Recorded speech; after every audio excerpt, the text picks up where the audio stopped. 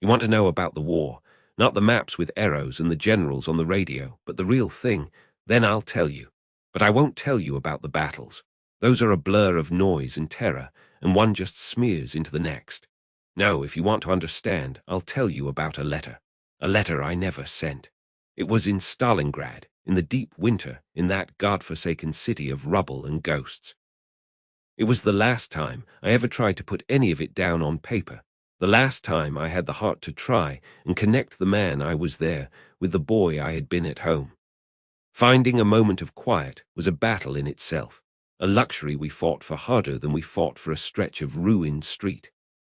The shelling had a rhythm, a cruel, unpredictable one, but sometimes there'd be a lull, not of peace, but of exhaustion, like the two sides were just catching their breath before trying to strangle each other again. I found a corner in what was left of a cellar, a pocket of relative stillness where the wind wasn't quite so eager to steal the last warmth from your bones. It was behind a collapsed wall, and the sound of the mortars was muffled, just a dull thump-thump-thump that made the dust trickle from the ceiling onto my shoulders. My hands were shaking, and not just from the cold. It was a nervous tremor that had settled into me, a constant vibration of fear that had become as much a part of me as my own heartbeat. I had to steady my right hand with my left just to get the pencil to behave. It was a short little thing, a stub I'd been saving, whittled down with a piece of broken glass. And the paper was a grimy, folded sheet I'd torn from a commissar's ledger we'd found in another ruin. But the real treasure, the absolute king's ransom, was the candle. I had a stub of a candle, maybe 2 inches tall, hoarded like a bar of pure gold. We called them dead man's candles, because that's how you got them. You didn't ask for one, you just inherited it from a buddy who didn't need light anymore. This one had been Klaus's. I lit it, the flame sputtering to life, a tiny, defiant sun in that oppressive darkness. The smell of the smoking tallow was almost sweet, a homely smell that fought bravely against the stench of cordite, damp wool, and something else, something sour and pervasive that was just the smell of death itself. In that little circle of flickering light, the world shrank. For a few precious minutes, it was just me, the paper, and the ghost of my mother's face I was trying to conjure in my mind.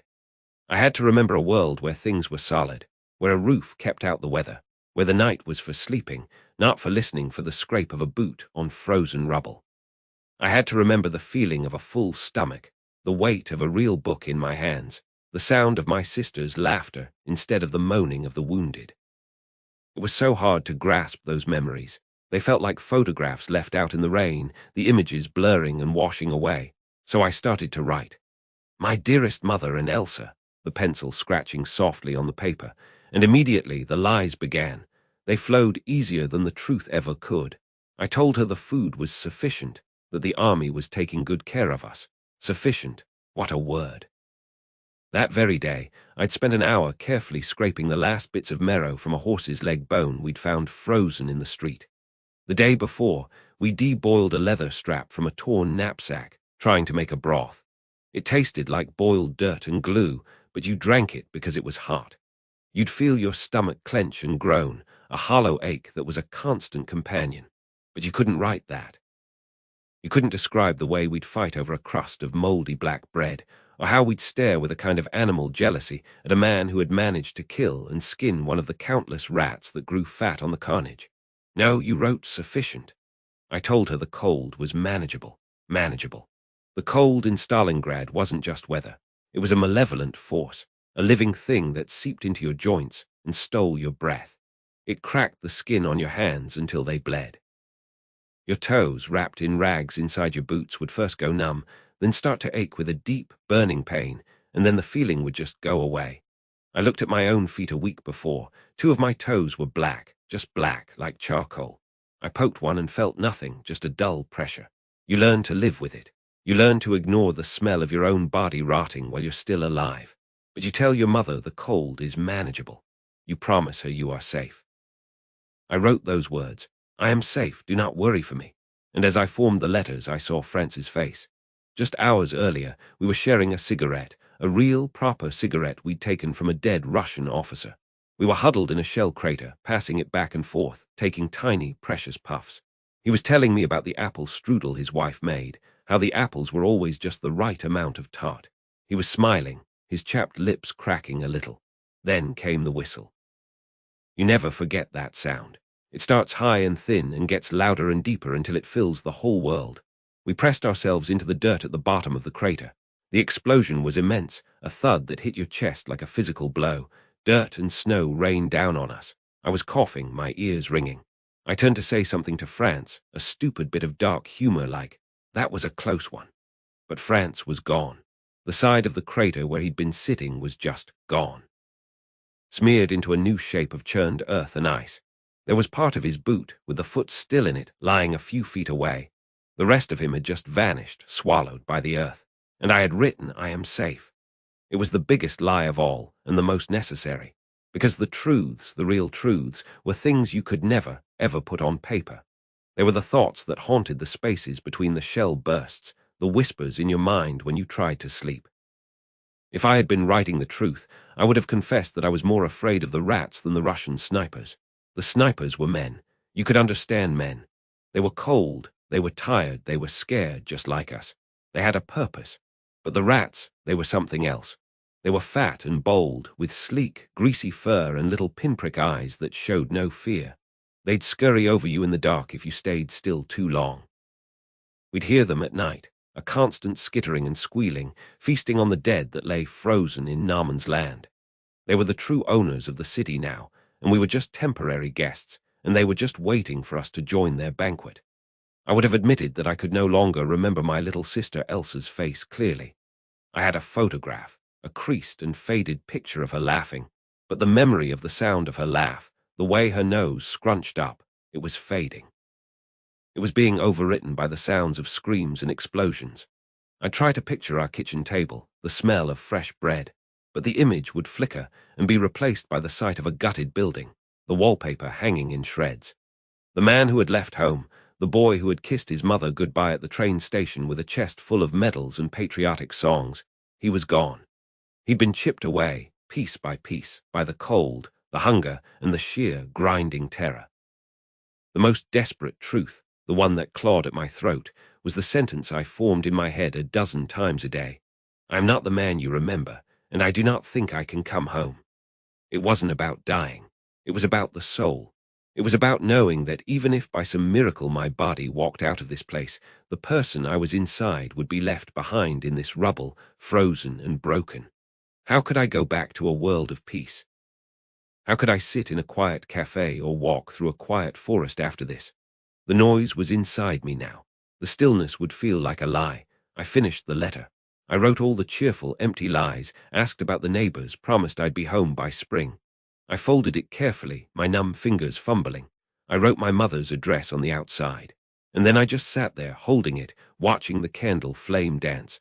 The stub was almost gone, the wax pooling around its base. What would this piece of paper accomplish? It would travel thousands of miles, carried by men who were still clean and whole, and it would land in my mother's hands. She would read my lies, and maybe for a moment she'd be comforted. But then she'd read between the lines. She'd see the shake in my handwriting. She'd sense the hollow space where the truth should be. It would cause her more pain than silence. It would be a ghost at her table, a reminder that her son was in hell, pretending it was merely purgatory. And if by some chance I didn't make it, this letter would be the last piece of me she'd have. A document of deceit. A monument to the boy I could no longer be. I couldn't do that to her. I couldn't let that be my final word. The candle flame guttered, the wax almost spent. We needed a fire. Heinz, a boy from Hamburg with a cough that rattled deep in his chest, was trying to boil a tin of snow to get some water. His hands were too shaky to light the damp bits of wood we'd gathered. Without a word, I reached over.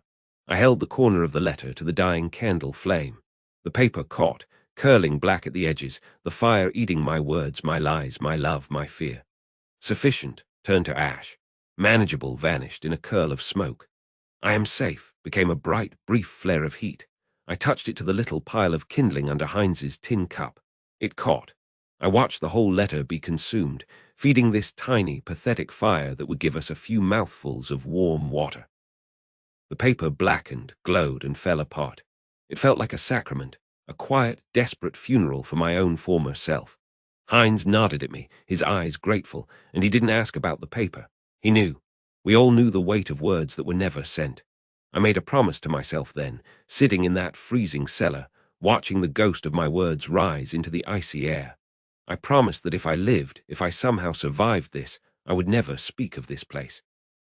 I would bury Stalingrad so deep inside me that no one would ever see its shadow. I would come home and I would be quiet. I would try to build a life over the crater that the war had left in my soul, and I've kept that promise for 50 years, until today. So you see, you asked about the war, and I told you about a letter, because that letter was the war. It was the hope, the fear, the love, the lies, and the loss, all written down and then turned to smoke, because some things are too heavy to send home. You never forget the taste of a proper meal, not when you're starving. Out here, in this frozen hell they call Stalingrad, your mind plays cruel tricks on you. You'd be huddled in some shattered basement, the wind whistling through the bricks like a ghost, and you'd close your eyes and you could smell it. I swear you could, as clear as if it was right under your nose. My mother's potato pancakes. That was my torture of choice. The way the kitchen would fill with the scent of frying onions and potatoes, the sound of the sizzle in the pan, the way she'd flip them with that old worn-out spatula. I could see the steam rising off the plate, feel the crisp edge giving way to the soft, hot center. I'd dream of loading one up with applesauce, the sweet and the savory mixing together, and I'd actually feel my jaw move. My mouth would water so much it was a physical pain, a different kind of ache. And then you'd open your eyes. Nothing but the cold and the dark and the gnawing emptiness in your gut. That hollow ache became a constant companion, a presence more real than the man next to you. It was a dull, grinding pain that started behind your ribs and spread outwards, until it was all you were, just a bag of bones screaming for food. The artillery barrage, that was just noise. But the hunger, that was a voice inside your own head, and it never, ever shut up. We'd spend hours, me and the boys, just lying there in the dark, describing elaborate feasts to each other. Franz, he was a baker's son from Hamburg. He could describe the pastries in his father's shop until you thought you'd go mad. Klaus would talk about the pork roasts his grandmother made, with crackling so golden and crisp you could hear it snap. We'd describe every detail, the smells, the textures, the colors, until our stomachs were growling like wild animals and the saliva was thick in our dry mouths. It was a special kind of madness, a shared insanity that was the only thing keeping us from the other kind, the kind where you just stop talking altogether. That was the reality. The memory of food wasn't a comfort. It was a weapon the past used to torture the present. And the present had its own taste, a taste of nothing. The rations, what a joke that word became. I remember the day they told us the bread ration was being cut again. We lined up, our hands shaking, not from fear but from the cold and the weakness, and the quartermaster would slice off a piece of that black, heavy bread. This one time, he handed me my slice and I held it up and I could see the light right through it. It was that thin. It was frozen solid, like a piece of slate. You couldn't bite it, you break your teeth. You had to hold it in your armpit, under your layers of filthy uniform, let your own body heat, what little there was of it, thaw it out enough to gnaw on. And even then it tasted of sawdust and despair. Then there was the Zwieback. Hardtack, they call it in other armies. It was a rock-hard biscuit, meant to last forever. You'd try to bite it, and it would feel like you were trying to eat a brick. So we learned to soak it in our coffee, what passed for coffee anyway, a bitter, thin brew made from roasted barley or God knows what. You'd dunk that rock in there and watch it slowly soften, turning into a mushy, gritty paste that you could swallow. It had no nutrition, no taste. It was just bulk, something to fill the void for a few minutes. But you were grateful for it. That's how low we sank. You were grateful for a piece of rock-hard biscuit. Saw a man once, a kid really, couldn't have been more than 18, trade his last cigarette for a single potato. A single, small, frozen potato. A cigarette. Out here, cigarettes were currency, they were gold. They could buy you a moment of peace, a tiny escape. But this kid, his hands were shaking so bad he could barely hold the potato. He was that far gone. That's what desperation looked like. A transaction of pure need, where a moment of comfort was worth less than a few mouthfuls of sustenance. That was the economy of Stalingrad. So you started hunting, not for the enemy, but for anything you could put in your mouth. The fighting had ripped this city apart, and in the rubble there were pockets of life, or rather, pockets of what had once been life. Abandoned cellars were the prize. You'd slip away from your post, your heart hammering in your chest not from courage, but from the shame of it, the necessity. You were a soldier, a man of the Wehrmacht, and here you were, scrambling through ruins like a rat, looking for scraps. I remember finding a cellar that was only half collapsed. The smell was awful, damp earth and rot. But then I saw it, tucked away on a shelf, a single glass jar of pickles. The cucumbers were floating in that cloudy brine, and I swear it was the most beautiful thing I'd ever seen. I didn't even think. I smashed the lid against a brick and dug my filthy fingers in, shoving those sour, salty pickles into my mouth. The vinegar made my eyes water, but it was a taste, a real, powerful taste, and for a moment I was a human being again, not just a starving animal. But that was nothing compared to the day a horse went down. The Russians had snipers everywhere, and a supply horse, struggling through the snow, was an easy target. It fell, screaming this terrible, high-pitched sound that was worse than any man's cry. And then silence. And then this unspoken agreement passed among every man within sight. No one said a word. You just saw the looks in their eyes. It was a gift from God, a miracle in the midst of this hell. That night there was a fire, a small, carefully shielded one, and the smell of cooking meat. It wasn't good meat. It was tough and stringy, but it was hot and it was protein, and it kept us alive for a few more days. We didn't talk about the horse, what its job had been, who had cared for it. That was a luxury for another world. In this one, it was meat. And that led to the other thought, the one that sat in the back of your mind like a black spider, the line we all swore we would never, ever cross. You'd look at the Russian corpses in the no-man's-land between the lines, and you'd see the crows picking at them, and the thought would slither into your head. What if? And you'd crush it immediately with a violence that shocked you. You'd cross yourself if you were religious, or you'd just shake your head to clear the image. That was the line. That was what separated us from the beasts. At least, that's what we told ourselves. But when the hunger got bad enough, you weren't so sure. You weren't sure of anything anymore. It's strange, in all that scarcity, you learned who a man really was. Battle, that's chaos, it's adrenaline, it's fear. You don't have time to think. But hunger, that's slow. It's a constant, grinding pressure. And it reveals your character. I saw men I thought were tough, real hard cases, break down and cry over a moldy crust. I saw quiet, timid men find a strength they never knew they had. The bonds you formed weren't about glory or patriotism. They were about the simple, brutal arithmetic of survival. I remember Gerhard, a quiet fellow from my unit. He was a big man when we arrived, but the hunger had whittled him down to a skeleton.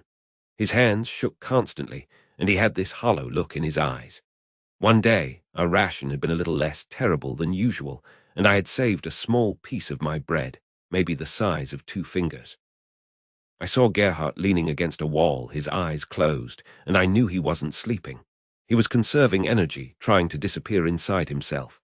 Without a word, I broke the piece of bread in half and pressed it into his hand. His eyes flew open, wide with shock. He didn't say thank you.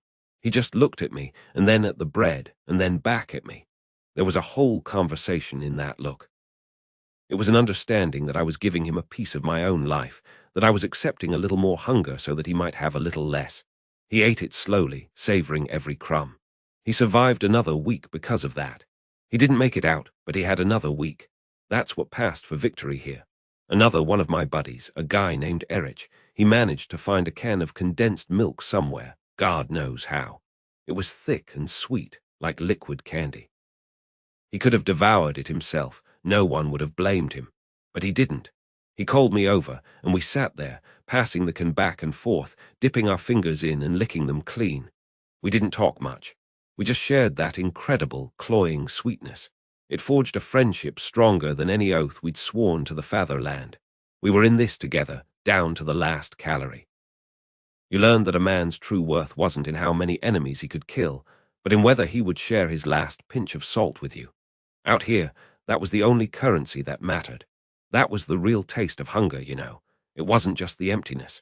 It was the taste of a shared piece of bread, the taste of condensed milk on a dirty finger, the taste of the last shred of humanity we were all clinging to, tooth and nail, in the freezing dark. You want to know what it was really like? It wasn't the big battles you read about in the papers, not really. It was the silence between the artillery barrages. It was the chill that got into your bones and never left, a cold that felt older than the stones of the city itself. Stalingrad. God, just saying the name even now, I can taste the grit.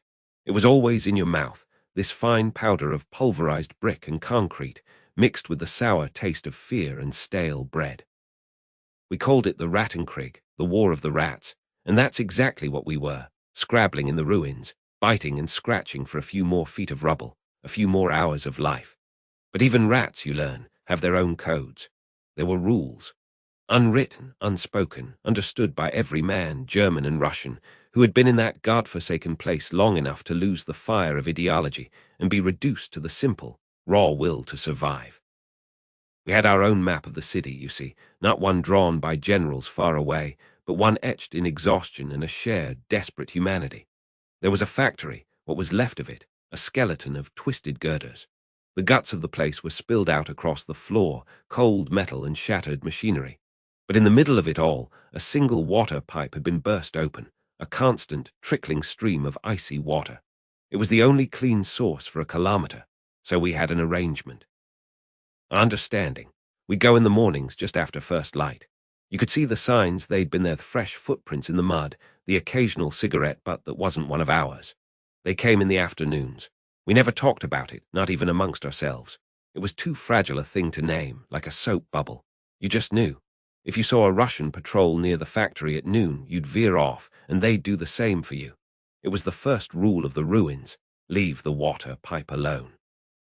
Then there was the apartment block on Proletarian Street. 4 stories, or what was left of them, half the building sheared away so you could see into the rooms like a doll's house. That was the neutral ground. If a man was hit out in the open, in that square of death between our lines, and if he had the strength to crawl to that building, the shooting would stop. You'd see a wounded man dragging himself through the snow and debris, and the air would go quiet. No sniper shots, no machine gun bursts. He'd make it to the shadow of that ruin, and it was like he'd entered a church. His buddies could go get him after dark. We all knew. That was the second rule. And the sounds at night, that was the third rule. The night was for trying to remember what it was to be human, for trying to sleep, though sleep was just a shallow, twitching cousin of death. If you heard a cough from the other side, a low murmur, the faint scrape of a boot, or the sudden, tiny flare of a match as a man cupped his hands to light a cigarette, you ignored it, because you were doing the same damn thing. You'd be huddled in your cellar, your breath pluming in the air, trying to get a light for your own precious cigarette, and you'd hear the scratch and hiss from a Russian position 50 meters away, and you'd just think, yeah, me too, friend, me too. You didn't hate the sound. It was a comfort, in a way. It meant you weren't alone in the darkness. You start to see them not as the subhuman horde the propaganda posters screamed about, but as men, just men. I remember one afternoon, the light was fading, that flat, grey light of a Russian winter. I was peering through a crack in a wall, my machine gun position overlooking a wide boulevard. Across the way, movement. A young soldier, couldn't have been more than 18, with one of those Ushanka hats with the ear flaps. He was scanning my side of the street, his rifle ready. Then his eyes met mine. It was only for a second. There was no anger there, no hate, just a bottomless, hollowed-out exhaustion, a look that said, you too, you're still here as well. And I knew my eyes reflected the same thing back at him. Then he ducked away and the moment was gone. But it stuck with me, that face. He had a mother somewhere, probably praying for him, just like mine was praying for me. Another time, deep in the night, a sound drifted across No Man's Land. It was singing, a low, mournful Russian folk song. I didn't know the words, but you didn't need to. The melody was universal. It was a song of home, of wide fields and a simpler life. It was beautiful and it was heartbreaking. It shattered the illusion, you see, the illusion that we were fighting monsters. Monsters don't sing songs that make grown men weep into their frozen hands. They were just boys, far from home, clinging to the ghosts of memory just like us. And then there was the dog. A scrawny, mud-colored mutt, just wandering down the middle of the street one quiet morning, sniffing at a pile of rubble. It was so absurd. From my left, I heard a chuckle from France, my loader. Then, from a Russian position, a loud, surprised laugh. Then we were all laughing, a ripple of it going down the line on both sides. This stupid, confused dog, tail wagging, completely unaware of the war, had managed to do what no general could. He'd made both armies laugh together. For a few seconds the tension was gone. Then the dog trotted off and the silence returned, heavier than before. But we'd shared that. A moment of pure, untainted humanity. But the rules were fragile. They were made of mist, and it only took one man, one moment of fear or hate, or just plain stupid obedience to shatter them all. It happened on a Tuesday, I think. The days bled together, but I think it was a Tuesday. The morning had been quiet, too quiet. We'd gotten our water, the Russians had theirs. The understanding was holding. Then, around midday, a single crack. A sniper's rifle. It came from a new position, a place we knew the Russians had moved into the night before. Fresh troops. They didn't know the rules. The bullet caught Helmut, one of our veteran sergeants, square in the chest as he was moving between two shell holes. He was a good man, a father of 3 from Hamburg. He knew the rules better than anyone. The shot echoed, and then the silence was different. It was a furious silence. You could feel the anger radiating from our lines, and I swear you could feel it from the Russian positions that had been there a while, too. It was a collective rage. That new sniper had broken the peace, and he'd made everything more dangerous for everyone. He'd reminded us all what we were there to do. That night the orders came down. We were to push forward, clear some cellars. We were jumpy, angry. In one basement we heard whispers. Russian. We didn't call out.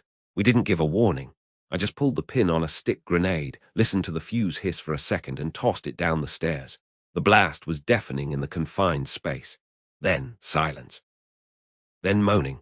We went down after, bayonets fixed, but it was just a mess. 3 of them, just boys trying to get some sleep, just like we did every night. Their blankets were singed, their faces pale in the flicker of my flashlight. One was still alive, his breath bubbling through the blood on his lips. I looked at him, and I saw the same exhaustion I'd seen in the soldier across the square. And I felt a guilt so profound it made me vomit right there in the corner. I had become the one who broke the rules. I had traded our fragile humanity for a few square meters of blood-soaked dirt. That was the real horror of Stalingrad. It wasn't just the enemy trying to kill you. It was the war trying to kill the man inside you, and sometimes it succeeded. There was one Russian in particular. I never knew his name. I called him Ivan like we called them all, but this one was different. He was in the ruin opposite ours, a shattered schoolhouse. Sometimes I'd see him moving in the upper windows. He had a thick beard, and he wore a pilaka cap, always slightly tilted. We never shot at each other. It was another understanding. He was my opposite number, my personal enemy, and in a strange way, my personal truce. One afternoon, young Klaus from my unit got caught in the open during a sudden mortar barrage. A piece of shrapnel tore up his leg. He was screaming, dragging himself towards the ruined apartment block, but he wasn't going to make it. The mortars had everyone spooked, the rules were forgotten. Without thinking, I tore a strip of cloth from a dead comrade's shirt, tied it to my rifle barrel and held it up. I stepped out into the open, my heart hammering against my ribs like a bird trying to escape a cage. I expected a bullet any second. I walked slowly, my hands visible. I looked towards the schoolhouse, and I saw him, Ivan. He was at the window. He saw me, saw the white flag, saw Klaus writhing in the snow. He looked left, then right. Then he raised his own hand, not a white flag, just an open palm, a signal, it's safe. I nodded, a tiny gesture he probably couldn't even see, and I grabbed Klaus by the collar and hauled him back to our line. Not a single shot was fired. When I looked back, Ivan was gone. But he'd upheld the rules. He'd honored the map we'd all drawn in our desperation. I thought about him a lot in the final days, when the cold and the hunger had reduced us to something less than animals, when the rules were a distant memory and it was every man for himself. I wondered if he was still alive in that schoolhouse. I wondered if he felt the same strange kinship I did, this connection forged not in friendship, but in mutual misery. I wondered if he, too, looked across at my ruin and saw not a Nazi, not a fascist invader, but just another poor bastard stuck in this frozen hell, a man who maybe missed the smell of fresh bread or the sound of rain on a quiet roof, a man who was just trying, with every shred of his being, to live long enough to go home. I like to think he did. I like to think that somewhere in Russia there's an old man with a tilted cap in his memories who sometimes thinks about the German soldier in the opposite ruin and hopes that he, too, made it out alive.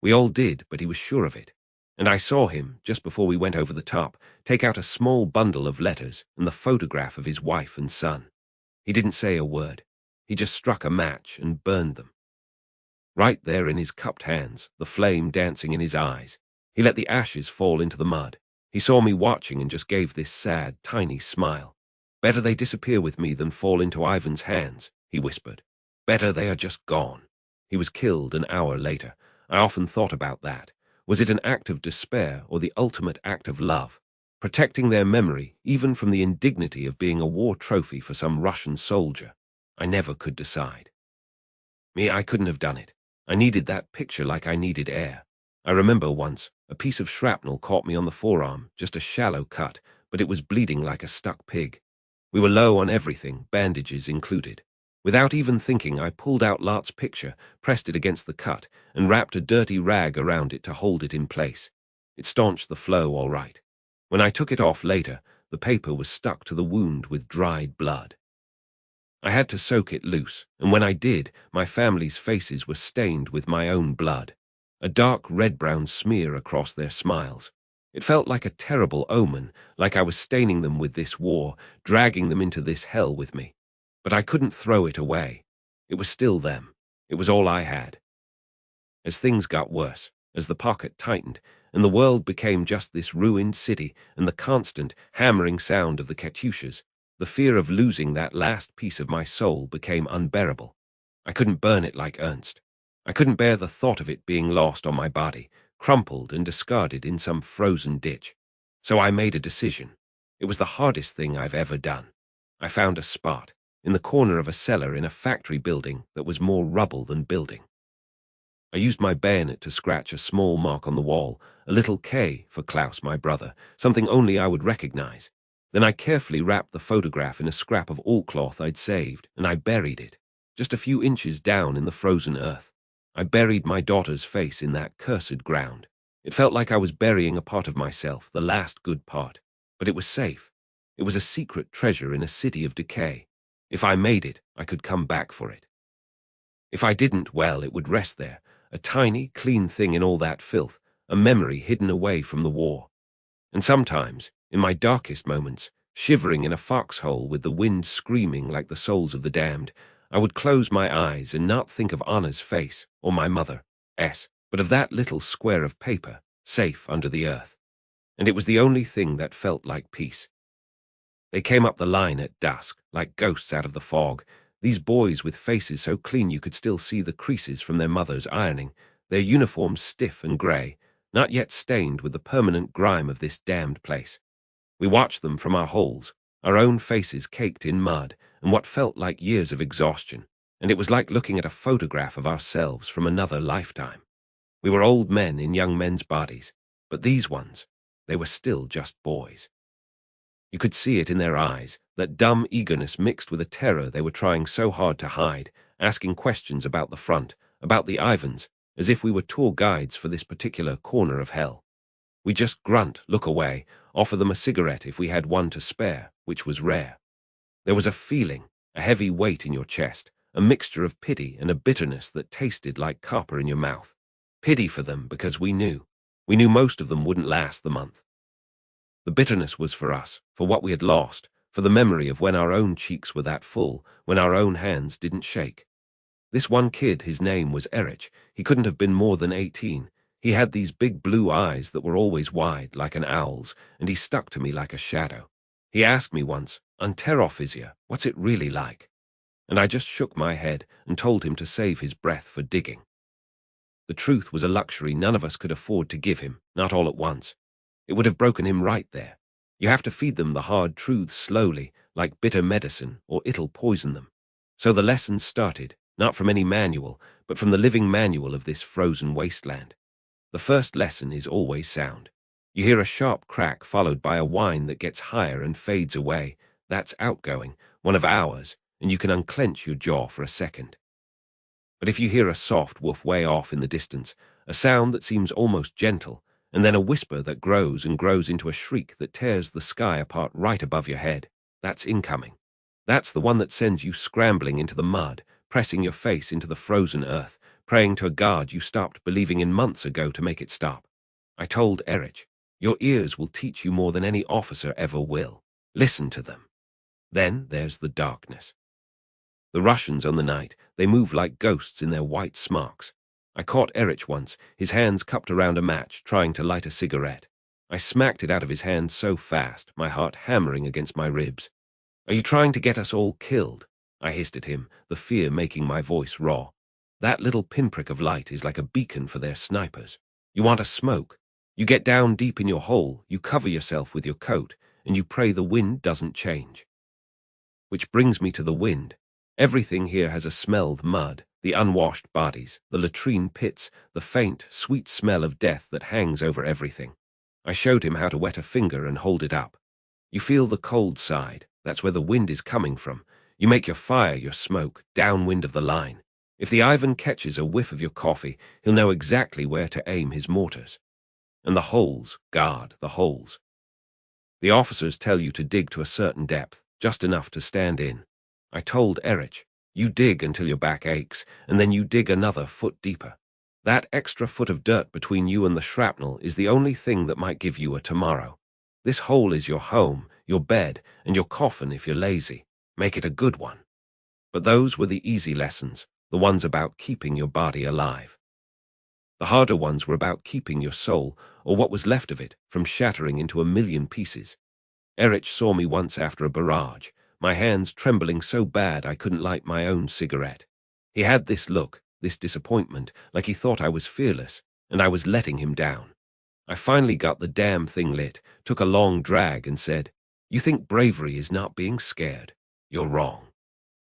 Bravery is pissing your pants in fear, your knees knocking together like castanets, and still standing up on those shaking legs to do what you have to do. The man who says he isn't scared is a liar or a fool, and you can't trust either one in a foxhole.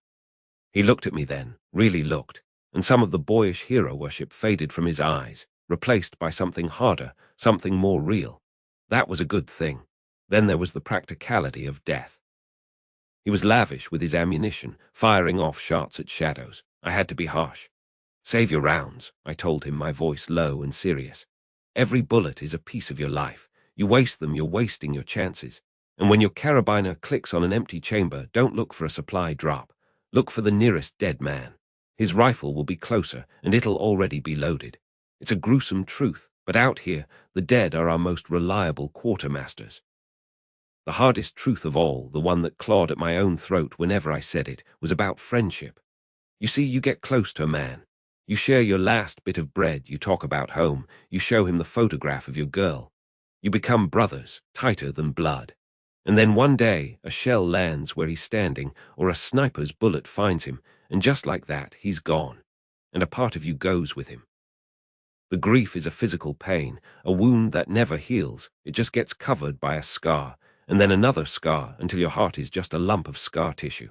I looked at Erich, this kid who so desperately wanted to belong, and I said, don't get too close to us. Don't learn our names if you can help it.